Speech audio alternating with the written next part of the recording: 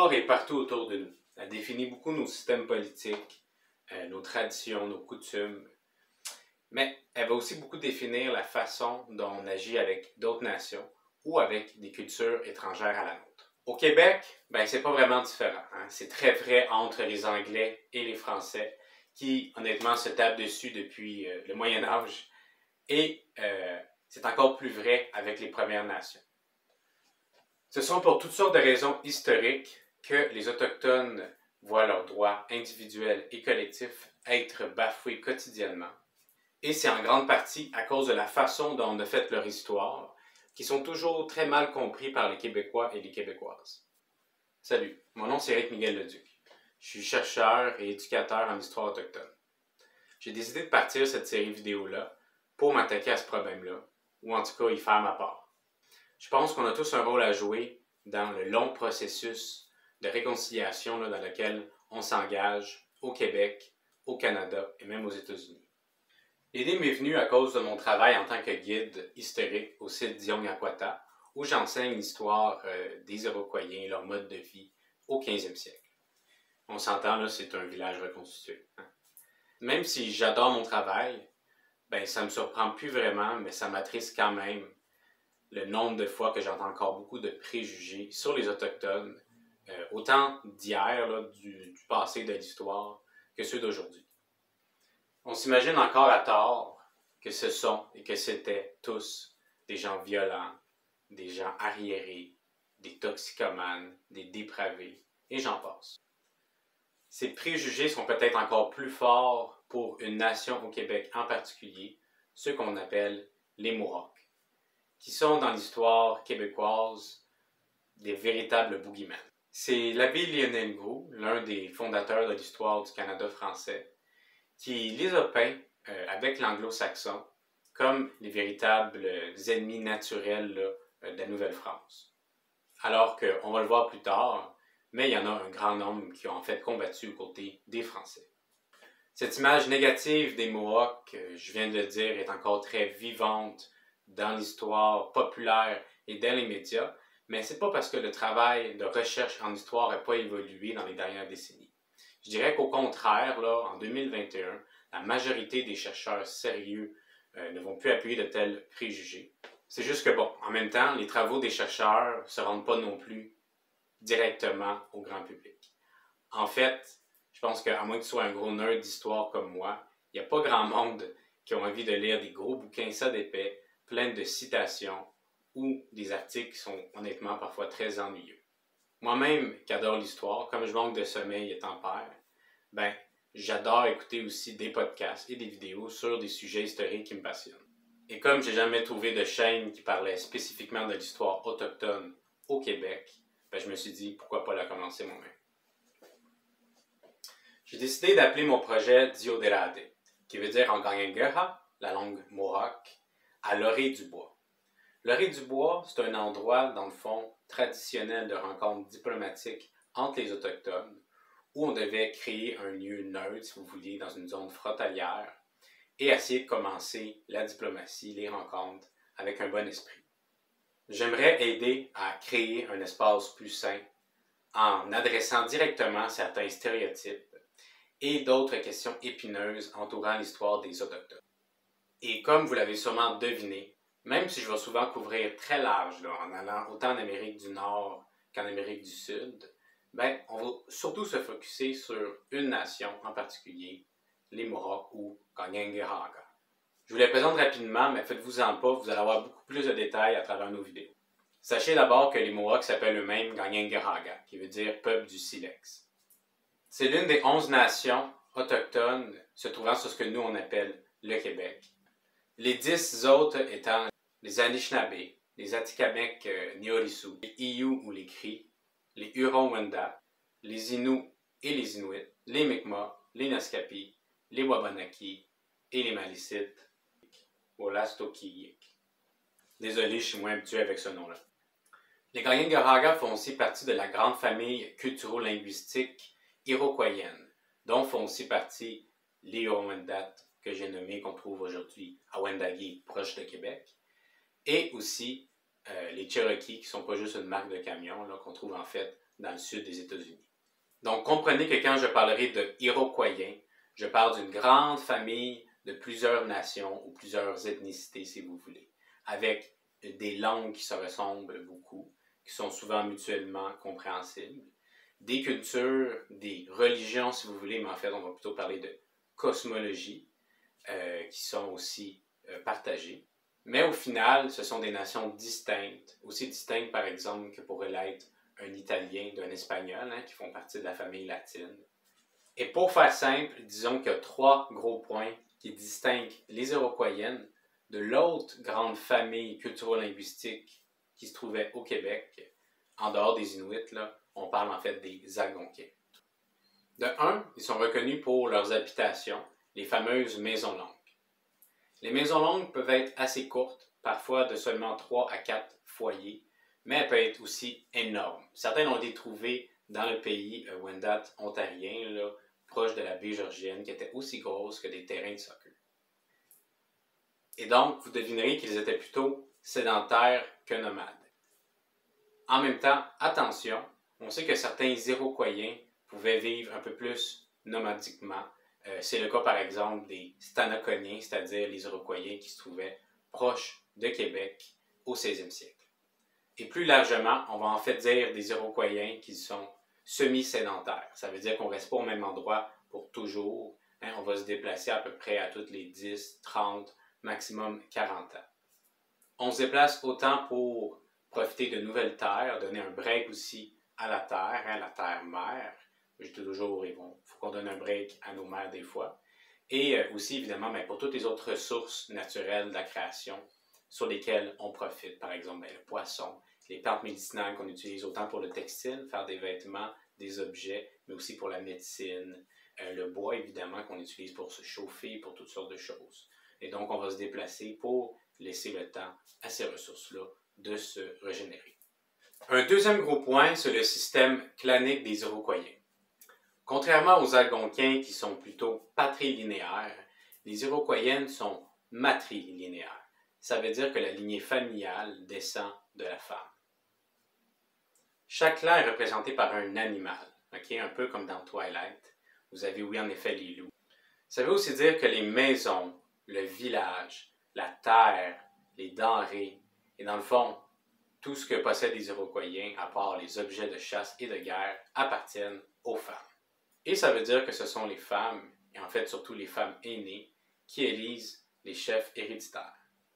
Elles peuvent aussi décider de les destituer si jamais il ne fait plus l'affaire selon elles.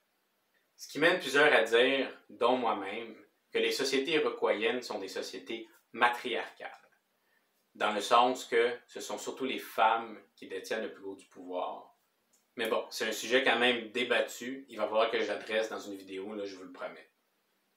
Et troisièmement, parce que je pense que la bouffe, c'est quand même une partie très importante de nos cultures, il faut parler des 3 sœurs. Les 3 sœurs, c'est le maïs, onaste, l'haricot, ozaheda, et les courges, comme les citrouilles, onuuzera. Elles viennent des Mayas qui l'auraient cultivé, en fait, qui auraient commencé à les cultiver quelque part il y a environ 8000 ans, dans la péninsule du Yucatan. Et ça s'est rendu, voilà, en fait, 1000 ans, dans notre région ici, dans le nord-est de l'Amérique. C'est une polyculture, dans le fond, très ingénieuse. Ça veut dire qu'on cultive 3 choses en même temps parce qu'elles s'aident entre elles. C'est pour ça qu'on dit des sœurs, des fois ça chicane, mais en théorie, c'est fait pour se supporter. La grande sœur, le maïs, sert de support à l'haricot, la deuxième sœur, et elle, en échange, elle tire l'azote du sol et l'amène dans la terre pour faire pousser le maïs. Et la troisième sœur, la courge, va aussi couvrir le sol avec ses grandes feuilles, qui permettent de garder l'humidité et d'éloigner les rongeurs avec les espèces de petites épines qu'ils ont sur les branches. Les 3 sœurs ont donc une très grande place dans la culture, dans la spiritualité des Iroquoiens, surtout que c'est un des premiers cadeaux en fait de la terre-mère. Après, il ne faut pas penser non plus que les Algonquiens ne cultivaient pas le maïs. C'est juste que c'était plus rare chez eux et quand ça se faisait, c'était généralement quelque chose de plus secondaire. Maintenant que je vous ai présenté la grande famille des Iroquoiens, on va retourner à notre sujet principal, les Kanien'kehá:ka. Il y a environ 12 000 ans, la glace a commencé à se retirer du Québec et de la région des Grands Lacs. Et des nations sont venues de l'ouest et ont traversé vers le nord-est. Les mêmes traditions des Iroquois nous disent qu'ils ont été menés par une femme, amenés jusqu'à Québec et ensuite ont descendu vers la région environ de Montréal, là, du Haut-Saint-Laurent jusqu'au Jefferson County. Mais de là, comme l'ont fait par exemple les Ojibwe, ils vont migrer et s'étaler et se détacher en plusieurs nations.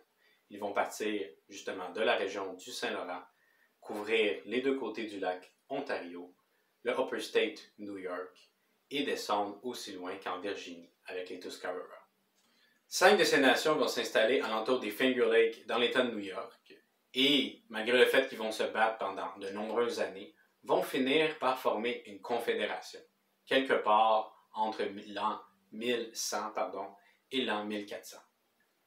Ils vont former ensemble la Ligue que les Français et les Anglais appellent encore les Iroquois, mais qu'on appelle dans leur langue les Haudenosaunee. Haudenosaunee veut dire bâtisseurs de maisons longues, car ils utilisent cette métaphore pour représenter leur union et leur territoire. Tout à l'ouest, vous avez les gardiens de la porte de l'ouest, évidemment, les Sénéca ou peuple de la montagne. Juste à l'est, leurs petits frères ou leurs petits cousins, les Cayugas ou peuple des marais. Au centre, les grands frères, mais surtout les gardiens du feu sacré, sont les Onondaga ou le peuple de la colline.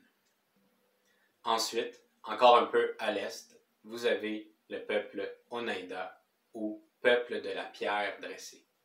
Et vous trouvez au nord, finalement, les Kanien'kehá:ka, qui sont les grands frères ou les grands cousins des Oneida, mais aussi les gardiens de la porte de l'ouest.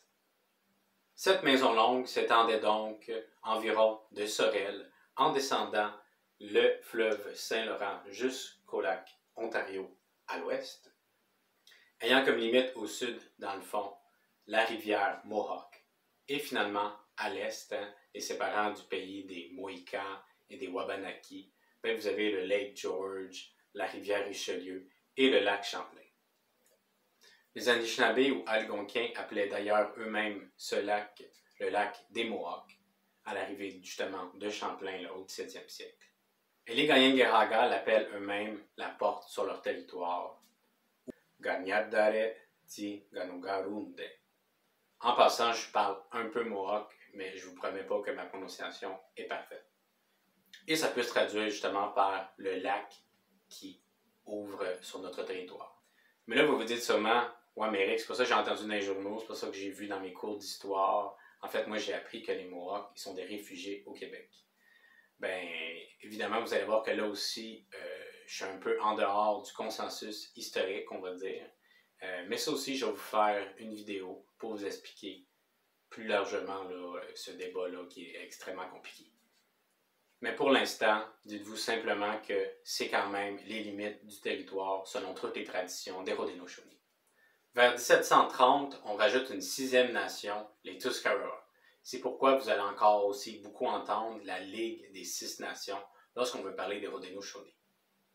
On va d'ailleurs souvent déclarer dans les livres d'histoire la Ligue comme morte. Ce qui est vraiment pas vrai parce qu'elle a continué à être très active au 18e, au 19e siècle et jusqu'à aujourd'hui, soit politiquement ou même, si on veut, militairement. C'est pourquoi elle forme une partie très importante de l'identité des Kanien'kehá:ka d'aujourd'hui. Elle est d'ailleurs représentée par ce drapeau que vous avez peut-être déjà vu à Montréal dans des powwows ou très certainement si vous avez déjà visité une communauté Kanien'kehá:ka dans votre vie. Il s'agit du wampum de Hiawatha, l'un des fondateurs de la Ligue, qui représente l'union des 5 Premières Nations signataires autour de l'Arbre de la Paix, le Pain Blanc. Et en parlant des communautés actuelles, laissez-moi vous les présenter aussi. Il y a toujours une communauté se trouvant dans la vallée de la rivière Mohawk à New York et elle s'appelle Ganadio-Arege. Ensuite, Oswego ou Six Nations on the Grand River, Gibson et Tyendinaga forment les 3 communautés plus à l'ouest, dans le fond dans l'actuel Ontario. Puis, il y a les 4 communautés plus nordiques. Kanien'ke, juste au sud de la frontière américaine, et ensuite les 3 autres avec lesquels les Québécois sont plus familiers, comme ils se trouvent en partie justement dans ce que nous on appelle le Québec. Et vous avez Akwesasne, qui est juste à côté de Dundee, ou Cornwall si vous préférez. Vous avez Kahnawake, qui est juste au sud de Montréal. Là, vous pouvez y aller littéralement en autobus. Et vous avez aussi Kanesedage, qui est juste à côté de Oka, de Montréal. Et en passant, il faut juste que j'ai une relation très personnelle avec la communauté de Kahnawake. C'est de là que vient ma blonde, Véro, avec laquelle je partage ma vie depuis que je suis adolescent. Elle est, Ganyangaraga, Kahnawake-Runo, du clan du Loup. Et on a un fils ensemble qui partage, comme vous avez deviné tout à l'heure en parlant de la lignée, qui partage aussi ce clan-là. J'ai donc un intérêt très personnel à régler un peu l'image historique de cette nation que je considère maintenant comme ma famille. Je vous en parle pas pour faire cute, mais dans le fond pour souci là, de transparence. Il faut quand même avouer que ce genre de biais-là peut affecter le travail de recherche, nos interprétations aussi des événements historiques. Mais en même temps, il ne faut pas penser que l'histoire peut se faire de façon complètement neutre. Tous les chercheurs ont des biais dépendants du milieu personnel et académique dans lequel ils ont évolué. Et on travaille aussi avec des sources qui sont extrêmement biaisées, à partir desquelles on doit faire des interprétations selon ce qu'on sait du monde. Et aussi, je vous dirais qu'en histoire autochtone, comme il y a quand même beaucoup de trous, on doit faire beaucoup de spéculations et donc imaginer encore plus notre imagination que dans d'autres secteurs. Je crois quand même que je vais pouvoir offrir des réponses équilibrées aux questions qu'on va traiter et surtout offrir un autre point de vue qui n'est pas souvent vraiment adressé, c'est-à-dire le point de vue plus autochtone. J'offrirai évidemment différentes sources, citations pour appuyer mes propos, sans trop vous saouler, faites-vous-en pas, en m'appuyant autant sur les traditions orales, les travaux d'archéologues, l'histoire et d'autres sources comme la linguistique, etc.